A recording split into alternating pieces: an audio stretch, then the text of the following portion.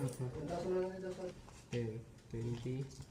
Alam mo yung pagkaramdam na nagugutom na kayo pero wala nang laman yung mga lagayan ng pagkain? Ganito yung sitwasyon namin ngayon. Hindi pa kami deployed, wala pang sahod at unti-unti nang nauubos yung dala naming budget. Kaya kanina ay nagambagan kami. Hindi para sa luho, hindi para sa gala, kundi pabili ng bigas at ulam na pagsasaluhan namin. Dito sa Saudi ay may kamahalan din ng bilihin kaya tinitipid na lang namin yung bigay sa aming allowance. Yung barya na dati ay wala lang pero ngayon sobrang halaga na. Habang inaabot ko yung ambag ko ay napaisip ako, ganito pala ang buhay OFW bago mag-umpisa, ay puno ng paghihintay, puno ng sakripisyo at puno ng pag-asa. Wala pa man kaming trabaho ay natuto na kaming lumaban kasi bawat subo namin ngayon ay hindi lang basta pagkain. Ito yung lakas para magpatuloy, para sa pangarap at para sa pamilya. Konting taste na lang, hindi na kami mag-aambagan para may makain. Kami na ang magpapadala para sila naman ang kumakain ng masarap. Para sa lahat ng mga OFW na nasa waiting stage pa lang, laban lang tayo. Malapit na rin ang turn natin. Kung OFW ka rin na dumaan sa ganitong sitwasyon ay comment mo, lalaban. Para alam kong hindi kami nag-iisa.